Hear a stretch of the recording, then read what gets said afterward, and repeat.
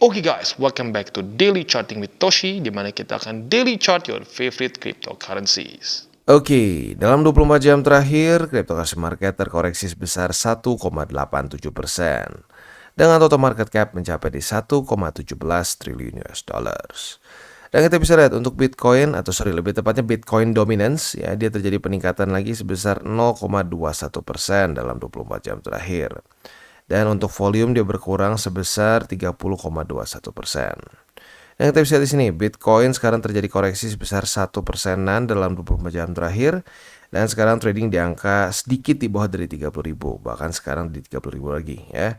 Intinya mulai mau retest ke daerah 29.500-an ya.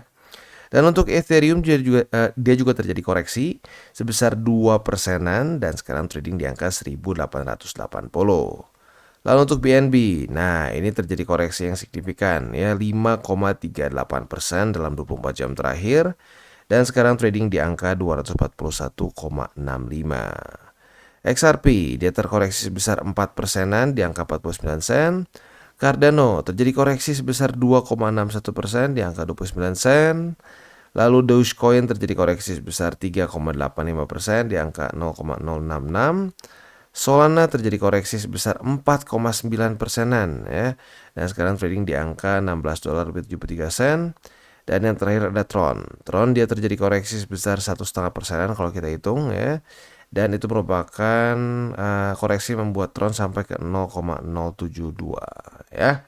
Jadi kurang lebih kita bisa lihat di sini altcoins pada hari ini terkoreksi lebih signifikan dibandingkan dengan Bitcoin. Itu menyebabkan Bitcoin dominance kembali meningkat. Oke, sekarang kita akan geser ke economic calendar. Tetapi sebelum kita masuk ke sana, kita akan dengar dulu pesan-pesan dari sponsor kita pada hari ini. Oke, today's video is brought to you by Bybit, di mana kita bisa trade berbagai macam cryptocurrency aset dengan cara yang berbeda-beda. Buat kalian yang ingin akumulasi secara spot, tentunya kita bisa lakukan di sini. Derivatif juga bisa, ada juga pasar NFT, dan tentunya setelah kalian akumulasi, jangan lupa juga kalian bisa menikmati earn atau menikmati bunga lah kesannya ya di Bybit Earn. Bisa APY-nya tertinggi bisa mencapai 18%. Nah, tentu juga buat kalian yang ingin membeli kripto dengan lebih mudah ya, dengan cara yang lebih simpel, bisa juga langsung menggunakan kartu kredit atau debit card juga di sini. Dan juga buat kalian yang mungkin sudah lebih crypto savvy nih ya, bisa menggunakan options juga ya. Jadi kurang lebih seperti itu. Dan buat lo yang belum punya akun di Bybit, silahkan bisa cek link reflect di bawah dan mulai trade di Bybit. Oke, dan sekarang kita masuk ke economic calendar, dan seperti yang kita bisa di sini ya, untuk US hanya ada satu saja yang penting. Ya, maksudnya yang lain hanya bintang 2 dan bintang 1 saja. Jadi kita bisa lebih fokus ke sini yaitu services PMI. Nah, untuk services PMI ini harapan kita adalah dia itu lebih rendah daripada ekspektasi. Kenapa? Karena a weaker than forecast reading is generally negative or bearish for the USD. Dan seperti biasa, kita ingin USD apa? Bearish ya. Jadi kita ingin dia lebih rendah daripada forecast yaitu di 54. Oke, nah selanjutnya untuk besok sih harusnya nggak ada yang terlalu penting karena sudah masuk ke weekend. Dan voila, benar ya, nggak ada yang terlalu penting dari US, jadi besok lebih fokus ke TA. Itu untuk economic calendar. Nah, selanjutnya kita akan geser ke news. Nah, news ini datang dari IMF atau International Monetary Fund, di mana dia menyatakan bahwa banning crypto may not be effective in the long run. Jadi menurut dia ngeban crypto itu nggak efektif ya. Kenapa? Kita ngomong dulu teori konspirasinya ya.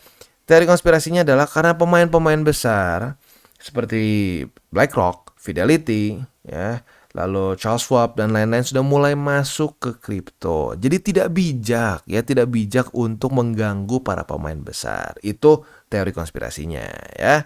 Kalau teori yang teori baik-baiknya ya mungkin dia bisa melihat bahwa ini bisa membuat negara-negara yang terutama masih belum terlalu maju lah ya, bisa mendapatkan keuntungan lah dari mereka crypto friendly gitu, atau mereka meregulasi kripto dengan baik, jadi banyak orang yang tertarik untuk membuat mungkin exchanger atau berbagai macam platform kripto lain di dalamnya. Tapi gue lebih lean ke yang pertama, di mana pemain besar sudah masuk, jadi mereka nggak terlalu berani aneh-aneh. Karena kalau lu lihat sebelum-sebelumnya ya, IMF dan berbagai macam regulator lain, wah kripto scam, kripto ponzi, kripto pokoknya semua yang buruk-buruk. Tapi BlackRock udah masuk, Fidelity udah masuk. Sebaiknya kita jangan memban kripto. Wah, ya nggak tahu lah ya. Ya permainan orang-orang besar maybe ya. Oke, nah selanjutnya kalau untuk di newsnya sendiri sih ya kurang lebih ngebahas bahwa ya mereka nyuruh jangan ngeban lah ya. Untuk Bitcoin sendiri kita tahu sudah di-accepted as a legal tender di El Salvador 2021 ya. Dan untuk Bahamas sendiri mereka sudah meluncur CBDC mereka sendiri yaitu The Sand Dollar di Oktober 2020 ya. Jadi kurang lebih seperti itu newsnya ya. Jadi kalau pemain besar udah masuk, ya jangan terlalu kasar gitu kasarnya ya. Nah, selanjutnya kita akan geser ke analisa di Twitter dan ini kita ngomongin soal sebenarnya simple sih MACD ya. Di monthly chart mereka menunjukkan setiap kali terjadi cross itu adalah kemungkinan reversal ya. Di 2014 kita bisa di sini saat terjadi cross masuk ke bear market, cross di sini bull market, cross di sini bear market lagi. Jadi saat biru di atas dan dia cross ke bawah artinya masuk ke bear market. Sementara saat biru tembus ke atas dia masuk ke bull market. Bang, akurat banget nggak? Ya bisa dibilang lumayan tapi nggak ekstrim. Kalau kita di sini ya berapa kali dia cross ya. Nah tapi intinya cukup banyak kebenarannya sampai boleh kita pertimbangkan untuk kita analisa ya. Nah jadi untuk sekarang kita bisa lihat sudah terjadi cross antara ya kasarnya ini garis biru dengan garis orange ya. Nah saat sudah terjadi cross di sebelum-sebelumnya ini menunjukkan suatu bull market. Nah harapan gue bull market kita tuh kayak di 2015 ya 2016 lah 2016 sampai 2018 dimana dia itu lama dan pelan-pelan naiknya gitu ya. Kalau buat lo yang sudah sering nonton dari dulu DCWT gue bilangnya itu nggak lupa sungkem gitu, nggak kualat sungkem ke bull support band. Kalau lihat di weekly nanti kita akan lihat juga sedikit ya, itu dia membuat higher high, higher low-nya. Nah pas higher low itu ke bull support band. Nah jadi enak banget buat akumulasi. Itu buat lo yang ngerasain di sini profitnya tuh nggak main-main. Karena kalau lo ngerti TA, aduh asik ya. Membuat higher high, higher low-nya akumulasi, higher high, higher low akumulasi. Wah itu untungnya double-double ya.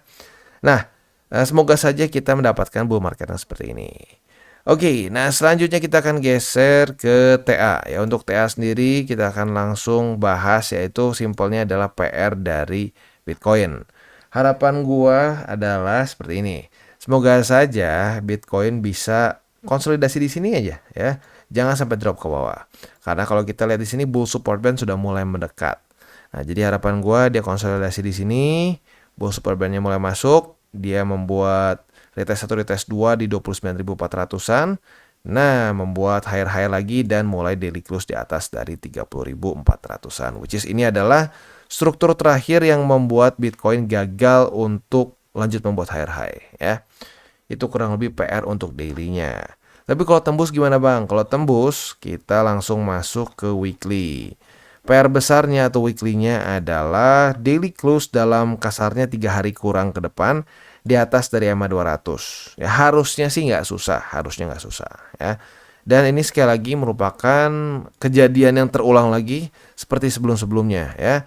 Saat bull support band berhasil menahan harga Bitcoin seperti yang dia lakukan di sini ya. Kita bisa lihat secara 2 minggu bertahan berturut-turut di atas dari bull support band, biasanya terjadi rally ya. Kalau kita lihat di sini sama ya, ketahan rally. Lalu kalau kita lihat di sini juga mana ya? Di sini ketahan rally ya. Lalu di sini ketahan rally, di sini enggak, sini enggak ya. Lalu di mana lagi? Ketahan terus rally. Nah, di sini nih. Nah, ini yang gue bilang bull market yang ideal nih ya. Naik, ketahan, rally. Naik lagi, ketahan, rally lagi. Ketahan, rally lagi, ketahan, rally lagi dan seterusnya. Aduh, lu kebayang gak sih ya? Akumulasi di sini nih, akumulasi naik ya. Weekly close di atas dari bull support di atas dari Bollinger Band, TP ya, TP koreksi lagi. Nah, terus ini akumulasi lagi, rally lagi, TP di atas lagi, ya terus asik banget ya. Semoga aja terjadinya seperti ini. Berbeda dengan yang kayak siklus kemarin yang kecepatan naiknya lupa sungkem, kualat, jadi dropnya lebih cepat ya. Jadi kurang lebih seperti itu PR untuk Bitcoin dan mungkin untuk lebih makronya lagi, harapan gua adalah dia bisa kena target 45.000 sampai 50.000 sebelum akhir tahun. Kenapa? Karena ada kemungkinan resesi di Amerika. Jadi saat terjadi resesi, kalau kita lihat itu akan terjadi ya dump. Sama seperti di sini ya. Waktu 2020, resesi dump. Nah, kalau dia terlalu dekat sama EMA 200 atau bull support band, nah itu bisa menyebabkan dia, kalau dia di sini nih ya, sak di sini tiba-tiba kena resesi. Nah, membuat lower low-nya bisa sampai ke 15.000 lagi. That's not good. Oh ya, otomatis that's not good. Ya, kita nggak pengen itu. Nah, semoga saja rally-nya bisa cukup tinggi sehingga EMA 200-nya cukup jauh ya. Itu PR untuk Bitcoin. Untuk indeks dolar, sayangnya hari ini menguat ya, terjadi pantulan yang lumayan. Pantulan yang lumayan ke, sebentar ini. Salah, malah kebuat garis ya. Nah, kepantul jelas di 102,05. Semoga saja EMA 50 kembali menjadi resisten, mereject lagi dan membuat daily close lagi di bawah dari 102,05 ya. Jadi kurang lebih seperti itu untuk makronya. Selanjutnya kita akan geser ke buy limit. Sebelum kita masuk, gua akan disclaimer dulu bahwa semua konten dari Toshi Crypto Indonesia ini bukanlah financial advice. Ini semua bentuknya adalah edukasi. Lalu bagaimana cara untuk mendukung TCI? Ada banyak caranya. Lo bisa like our video, bisa share our video, atau juga bisa menggunakan link referral gue di bawah. Nah, buat lo yang mungkin sedang akumulasi kripto dan pengen punya hardware wallet, pertimbangkan untuk beli di Encrypt. Kenapa? Karena di Encrypt ini adalah authorized reseller dari berbagai macam brand yang ada di sini. Jadi lu nggak perlu lagi deg-degan mikirin, aduh ini asli nggak ya? Apakah secure atau enggak? Atau jangan sudah compromise? No, ya semua di sini masih disegel dan mereka langsung kerjasama dengan produsen dari berbagai macam brand di sini, ya. Oke, jadi kurang lebih seperti itu untuk si Encrypt ya. Selanjutnya kita akan geser ke buy limit. Oke, dan sekarang kita masuk ke Bitcoin. Untuk Bitcoin kita bisa lihat ya, posisi spotnya masih sama seperti kemarin. Buy limit pertama di 29.489. Buy limit kedua di 28.802 dan buy limit ketiga kita di 28.000. Itu untuk posisi spot. Nah, untuk posisi futures, posisi short kita ada yang kemungkinan kena, ada juga yang enggak. Tergantung lu ngikutin saran gua atau enggak. Kalau lebih konservatif, naikin sedikit seperti yang gua sudah sering bilang di DCWT sebelumnya, kena target TP. Nah, tapi buat lu yang pas banget taruhnya di 29489, ya kemungkinan besar nggak kena ya. Nah, buat lo yang belum kena, sabar dulu aja karena kemungkinan besar akan tetap retest ke sini ya. Itu untuk posisi shortnya. Untuk posisi long tinggal kita balik logikanya. Retest 1, retest 2 di 29.490-an kita bisa buka posisi long dengan target TP kita di 30.473. Oke, dan sekarang kita masuk ke Ethereum. Dan untuk Ethereum, posisi spotnya masih sama seperti kemarin. Buy limit pertama di EMA 50, buy limit kedua di EMA 20 dan juga di 1780 gua satuin menjadi satu buy limit ya. Jadi buy limit 1, buy limit 2 dan buy limit ketiga di 1705,17. Untuk posisi futuresnya kita bisa lihat sudah terjadi retest pertama di 1909 ya. Nah, apabila pada hari ini terjadi retest kedua, kita bisa buka posisi short dengan target TP kita di MA50. Ya, jadi bisa limit nih, pasang limit posisi short langsung kena, dia kebuka otomatis, target TP di MA50. Untuk posisi longnya tinggal kita balik logikanya, retest 1, retest 2 di MA50 sebagai support, kita bisa buka posisi long dengan target TP kita di 1909. Oke, dan sekarang kita masuk ke Cardano. Untuk posisi spotnya masih sama seperti kemarin. Buy limit pertama di 25 sen dan buy limit kedua di 24 sen. Itu untuk posisi spotnya. Nah, untuk posisi futuresnya sudah terjadi retest 1, retest 2 di MA20 sebagai resisten. Artinya kita sudah punya posisi short sekarang. Walaupun dengan kondisi mungkin sedikit minus ya, tapi super sedikit lah ya. Nah, target TP-nya di mana? Target TP-nya kalian bisa pertimbangkan di 25 sen sebagai target TP yang ya mungkin sedikit lebih agresif. Kalau lu mau lebih konservatif mungkin bisa pertimbangkan di struktur sini, yaitu di sekitar 26 sen ya. Jadi kurang lebih seperti itu untuk posisi shortnya. Untuk posisi longnya kita bisa pertimbangkan apabila terjadi retest 1, retest 2 di 26 sen sebagai support, sama seperti di sini ya.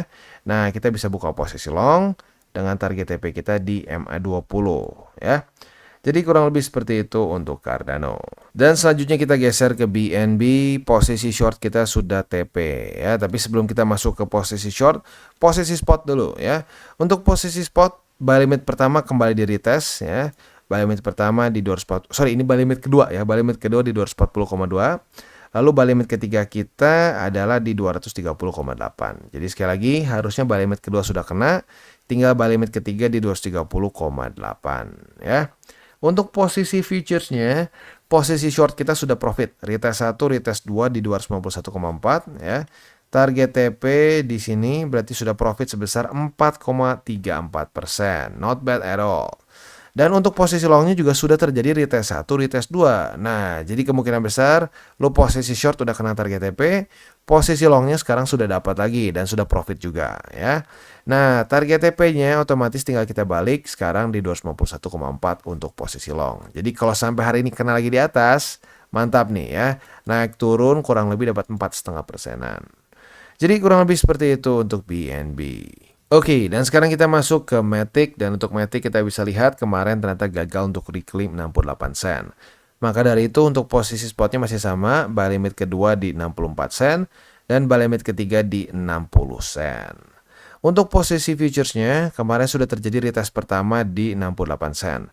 Apabila pada hari ini terjadi retest kedua, kita bisa pasang limit di sini. Saat dia kena, kita otomatis dapat posisi short. Target TP kita adalah di 64 sen, yaitu untuk posisi short. Untuk posisi long tinggal kita balik logikanya, retest 1, retest 2 di 60 sen, 64 sen sebagai support, kita bisa buka posisi long dengan target TP kita di 68 sen ya. Jadi kurang lebih seperti itu untuk Matic ya, dan juga ending DDCVT kita pada hari ini. Seperti biasa gue ingatkan, jangan pakai uang panas, jangan over leverage, berpikirlah jangka panjang. Dan malam ini buat yang konservatif jangan lupa kalau target TP-nya masih belum kena by the time jam setengah 9 malam atau 9 kurang 15, mungkin boleh pertimbangkan untuk TP duluan. Oke guys, jadi itu adalah akhir dari segmen DCWT kita pada hari ini. Dan jangan lupa bagi kalian yang merasakan manfaat dari segmen ini, jangan lupa untuk share ke teman-teman kalian. Dan apabila lu pengen mensupport channel kita, ya TCI, jangan lupa untuk menggunakan link referral kita di bawah.